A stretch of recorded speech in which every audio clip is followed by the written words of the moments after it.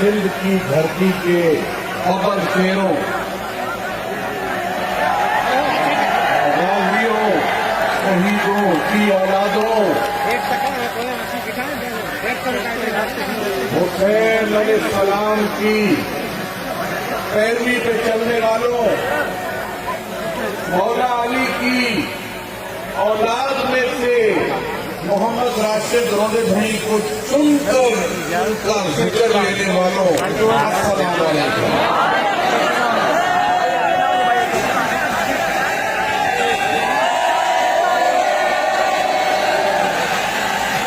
आज 6 सितंबर और मुझे महसूस हो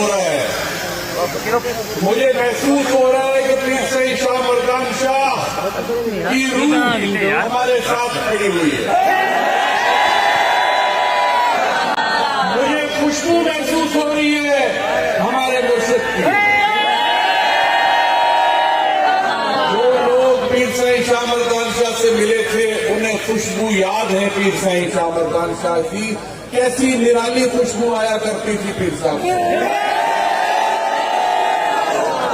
आज पीर साईं महसूस हो रहे हैं हमारे साथ खड़े हुए। आज वही दिन है 6 सितंबर, जिस दिन अपनी धरती की हिफाजत के लिए हमारा पीर उमरकोट तशरीफ लाया था। और कैसा दम करके फूका था कि बूढ़े बुढ़ भी जवान हो गए थे।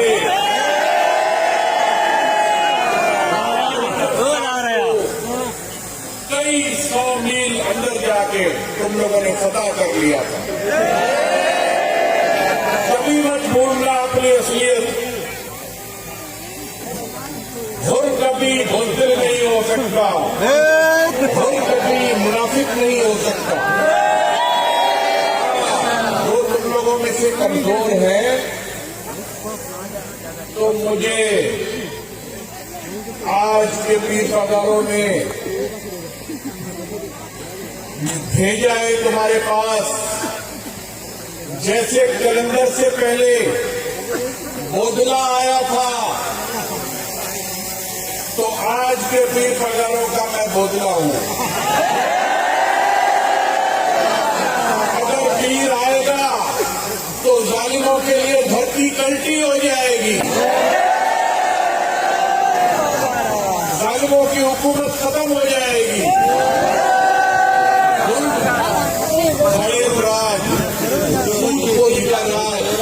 जबर कोई मसला ही नहीं है तुम्हारे पीर के लिए। बड़े बड़े बदमाश जो बने रहते हैं उनकी अगर गुरु को जलाना आ गया तो इनके आगे दिल फट जाएंगे। रोज़े नबी रहमतुल्लाह अलैह फरमाते हैं कि मेरी जमात पुराना नाम हुर जमात का पुराना नाम राष्ट्रीय जमात था। हुर जमात नाम पड़ा जब सिद्दुल्लाह शाह अव्वल पहले पीर बगारा अरूज पे थे तो बरेली के सैयद इस्माइल और सैयद अहमद तशरीफ लाए जो सिखों से लड़ने के लिए लाहौर जा रहे थे। तो पुराने एयरपोर्ट में उस वक्त के पीर बगारा सिद्दुल्लाह शाह अव्वल ने अपना मुजाहिद जमा करके दिए और उनका नाम एहरार रखा गया। एहरार हुर की जमा को कहते हैं।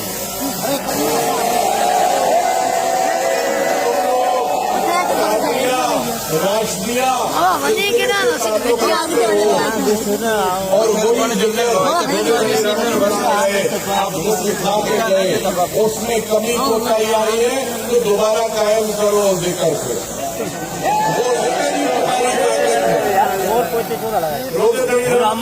फरमाया करते थे मेरी जमात से 3 किस्म के मरीज होते हैं।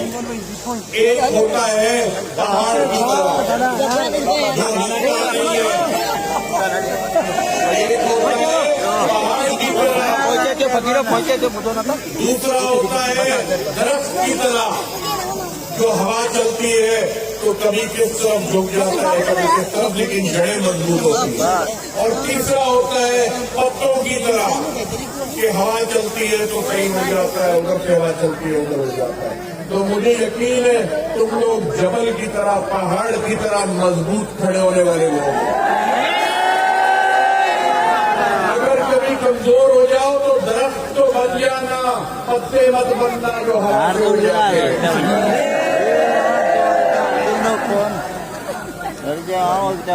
कुछ उलमाए कराम हमारे सिकंदरी आलिम भी मुझसे सवाल करते हैं कि पीर सईद शाह मर्दान शाह ने सियासी जमात क्यों बनाई। कुछ उलमाए कराम भी मुझसे सवाल करते हैं कि पीर सईद शाह मर्दान शाह की शान बहुत आला थी तो उन्होंने क्या जरूरत पड़ी थी सियासी जमात बनाने की। उसका जवाब भी मैं आपको देता चलूं। पीर सईद शाह मर्दान शाह को कोई दुनियावी लालच नहीं थी। जब वजीर आजम बनने का मौका आया तो खुद बनने के बजाय अपने हुर मोहम्मद खान जुनैद को वजीर आजम बनाया।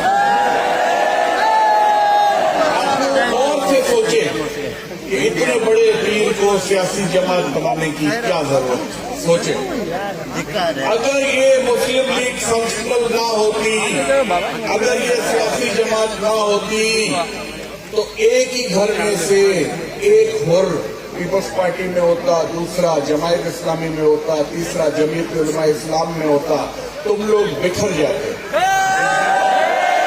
इसी तरह तुम लोगों को दुनियादारी चलाने के लिए नौकरी, रोड, रास्ता, बिजली, गैस, ये गरीब मुल्क है, इसमें आपको लीडरशिप के पीछे भागने के बजाय आप हुरों में से लीडर पैदा करने थे तो पीर सईद शाह मर्दान शाह ने मुस्लिम लीग फंक्शनल बना के दी।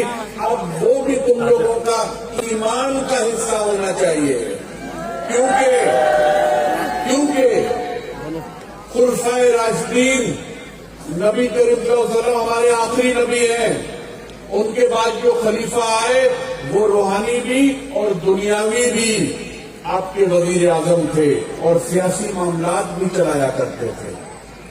हजरत यूसुफ अलैहिस्सलाम फिरौन की काबीना में वजीर ज़राअत थे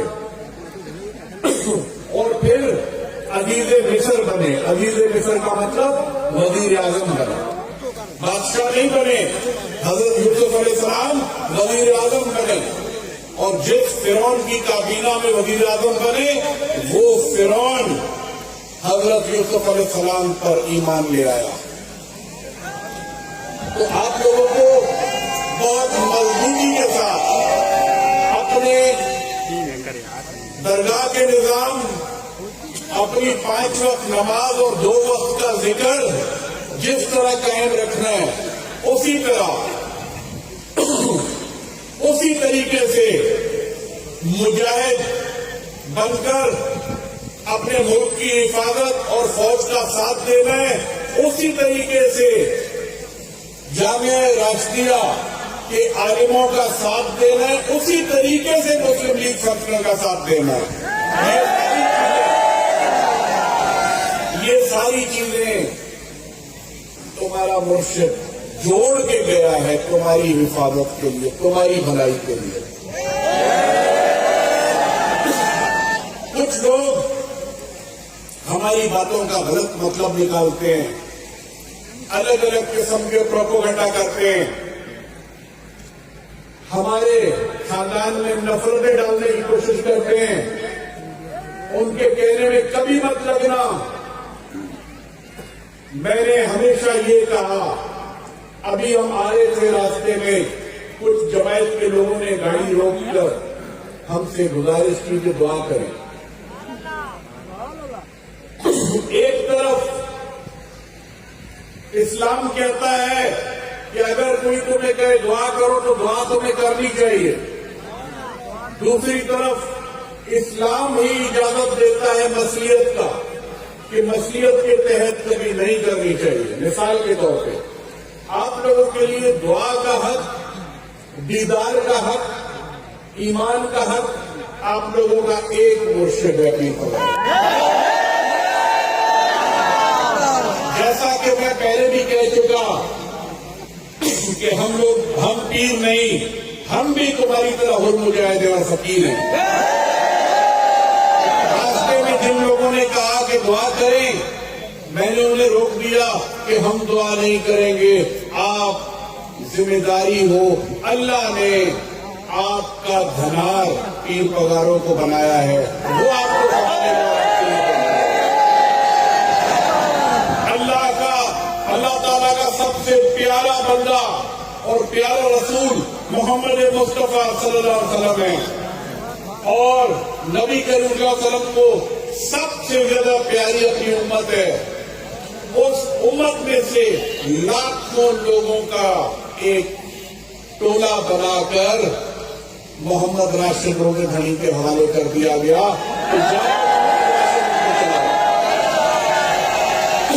रोज़े धनी रहमतुल्लाह अलैह की मंसूजात है कि जो मेरे मनसब पर बैठेगा वो ही रोज़े धनी होगा। मतलब तुम लोग जमात किसकी हो? पगारे की। तुम्हारा नारा किसका है? पगारे का। तुम्हारी दिलेरी किसकी है? पगारे की। तुम्हारी मुजाहिदी किसकी है? पगारों की। उसी तरह हमारी जान, हमारा ईमान तुम्हारे मुर्शिद और हमारे मुर्शिद पगारों का है।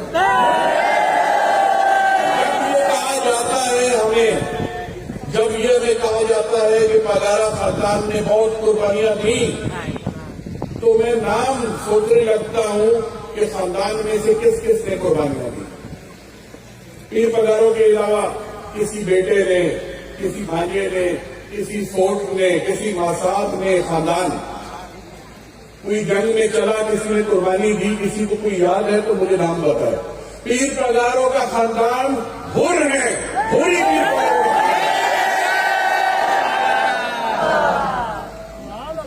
हमें यकीन है कि इंशाअल्लाह ताला आज भी खुदा ना खास्ता अगर जंग हो जाती है तो जो पीर पगारों का दुनिया का भी और आखिरत का भी असल खानदान जो मेरे सामने खड़ा है, पीर पगारों का खानदान बॉर्डर पे जाके लड़ेगा। मुझे उम्मीद है कि हमारे राष्ट्रीय साहिबान में से भी हमारे काफी राष्ट्रीय बैठे हैं, पीर झंडों में बैठे हैं, काफी जगहों पर बैठे हैं, उनमें से भी कुछ आ जाए आपके साथ और बॉर्डर पे चले तो मैं उनको भी सलाम पेश करूंगा। लेकिन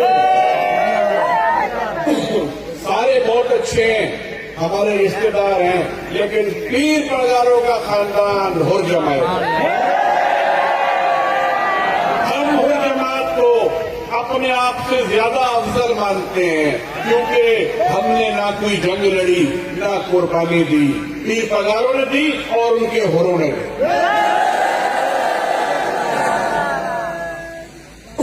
मुझे यकीन है इंशाअल्लाह ताला मैं अभी जाकर वापस पीर साईं पगारा को आपके जोश और खरोश का किस्सा सुनाऊंगा और आप लोगों के लिए खास दुआ करवाऊंगा, जाके खुशखबरी सुनाऊंगा कि आज भी मुजाहिदों का जोश बरकरार है। कौन कहता है कि नौजवानों में जोश कम है? नौजवान तो और भी अधिक है। लोग कहते हैं कि पढ़ लिख जाने से ईमान कमजोर हो जाता है। मैं कहता हूं पढ़ लिख जाने से ईमान और मजबूत हो जाता है। आप लोग मलफूजात की तरफ भी तवज्जो दें, अपने बच्चों को अपने मुर्शिद का शिजरा भी दिखाएं, बताएं कि हमारा मुर्शिद कोई जुमेराती नहीं है, हमारा मुर्शिद हुसैन की औलाद है, अली की औलाद है और सच्चा सैयद है। उन्हें बता दें कि पीर पगारों का काम इलेक्शन लड़ना, गवर्नर बनना, वजीर आजम बनना नहीं है। पीर पदारों का काम उम्मत मोहम्मद को, मोहम्मद करीम की उम्मत को हर तकलीफ से बचाना पीर पदारों का आई तो खानदान के सर्द बाद में पहले ये वाले खानदान में से वजीर बनेंगे, वजीर आला बनेंगे, वजीर आजम। अब आप लोग खैर खैरियत से घरों की तरफ रवाना होंगे।